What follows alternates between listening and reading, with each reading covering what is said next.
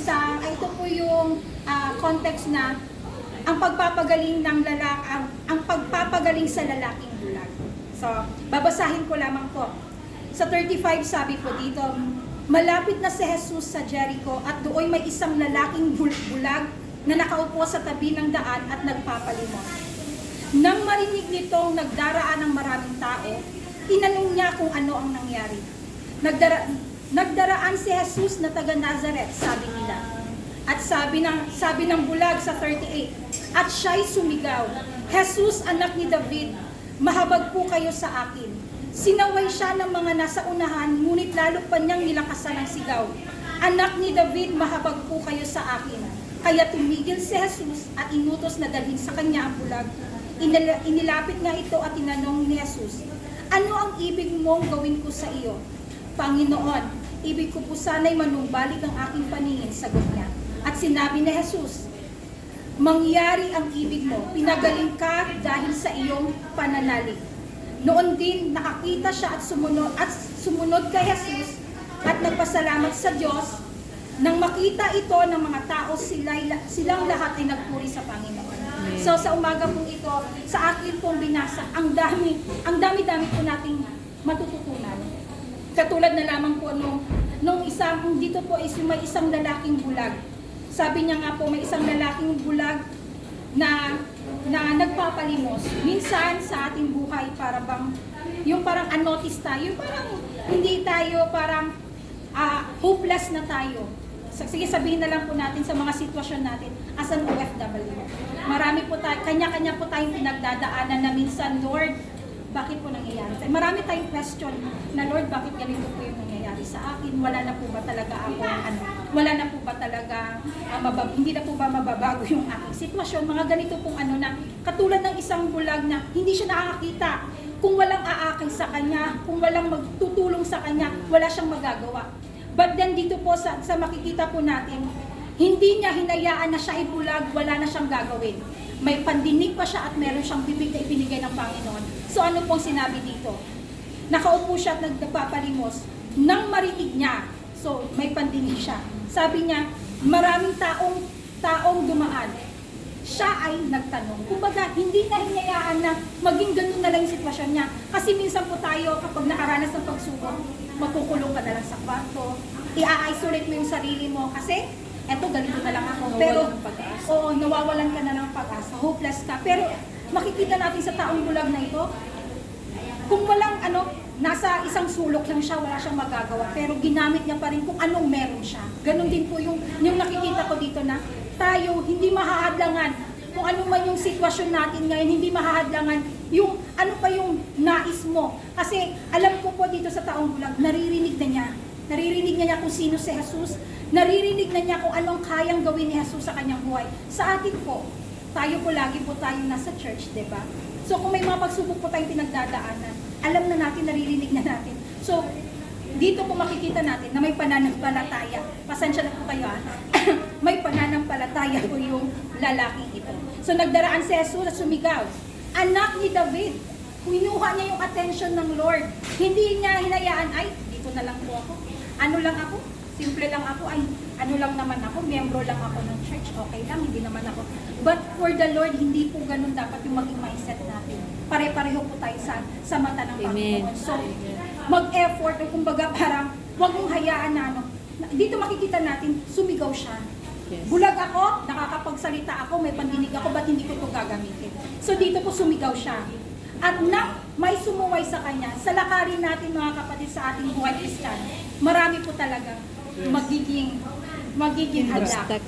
Kasi di ba minsan sa ating lakarin, magpapagamit ka sa Lord, ay di ba ganito ka? Di ba ganito ka? Maraming susuway sa'yo para maging mahadlangan na yung nais mong gawin pa. Pero dito po sa taong bulag ito, hindi na hinayaan. Sinuway siya, nagpatuloy pa rin siya. Sinigaw pa niya ulit na anak ni David, kinuha niya talaga yung attention ng Panginoon. So di ba po parang, ito po yung na, oo nga, sa buhay natin, kailangan maging katulad tayo ng taong bulag. Huwag tayo na, yung parang, ganito na. Ipinapaliit natin yung ating sarili, bagkos kung ano pa yung ibinigay sa atin ng Panginoon, gamitin pa po natin ito. And then, Sa ano po bang ginawa dito, di ba? Nung tinawag niya, nagbigay pa po talaga siya ng effort para makuha ang atensyon ng Panginoon. Tumigil si Jesus. At ang ano ko po dito, ang ating Diyos na pinaglilingkuran ay hindi bula. He is so great. Mighty ang Panginoon na nasasabihin mo minsan na ay ang dami-dami natin nananalangin. Mapapakinggan niya kayo yung panalangin natin. Yes, of course. Kasi ganun makapangyarihan ng ating Panginoon. So hindi na, ay, church member lang ako. Mapapansin kayo ni Lord, bakit kaya marami akong nag-pray ako ng ganito? Bakit hindi kaya pa dinilig ng Lord yung panalangin ko? Lagi po nating tandaan ang pagtugon po ng ating Panginoon in His will. Kundi may mga panalangin po tayo na maaaring sinagot niya ng oo, maaaring sinagot niya po ng hindi, at maaaring sinagot niya po ng mag-antay po tayo. So, hindi po natin sasabihin na, ay, kaya siguro ako hindi, yung prayer ko hindi siguro dininig ng Lord kasi hindi naman ako masyado nagpapanalangin. Yung parang minamaliit po natin yung masabi, kasi ano naman, siguro yung mga pastora lang, siguro yung mga worship leader, yung mga leader lang yung mga pinapakinggan ng Lord. Kasi ako ganito lang naman ako. But dito po sa binasa natin, hindi po ginawa ng Panginoon. Siya ay tumigil at nilapit at kanyang in-invite yung bulag at anong sinabi niya. Ano ba yung gusto mong mapangyari? And then, dahil sa pananampalataya ng taong bulag, ano po sinabi ng Panginoon? Dahil sa iyong pananampalataya, ikaw ay makakakita. So, ganun po din tayo sa ating mga buhay na huwag natin yung parang, ay, mababa ako, ganito ako. No! Lahat po tayo pantay-pantay sa mata ng Panginoon. And yun nga po, siya ay titigil. Siya ay bibigyan kanya ng oras na kung mayroon kang inilalapit sa kanya, tutugunin niya iyon. Yun yung encouragement ko ngayong umaga na bawat paglapit natin sa Panginoon, andyan siya na handang tumulong po sa bawat isa. Lumapit at tumawag lamang po tayo sa kanya. At sabi doon, at sinabi ni Jesus na pinagaling ka na, noon din nakakita na yung taong bulag. At ano pong ginawa ng taong bulag? Sumama na siya kay Jesus. So, ganun din po tayo. Na kumbaga, na maging ano din po tayo. Siya ay nakakita as sumunod.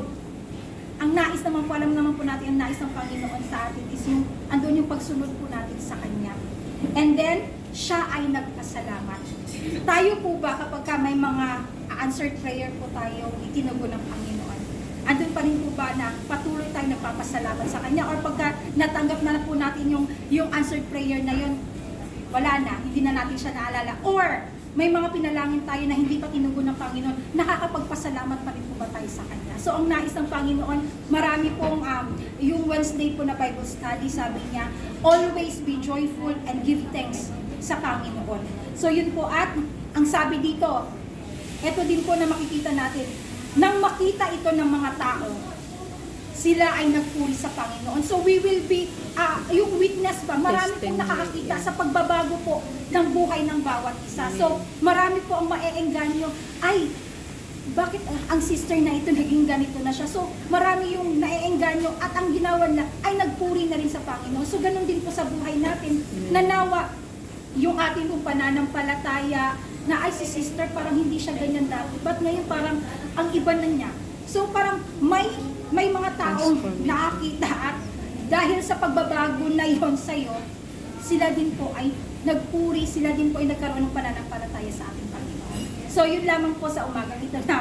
Nawa po ay may natutunan po tayo sa maikling ano po na kung ano po yung ano, nawa po tayo talagang yung pang kung ano yung wala ka, ay kasi ganito.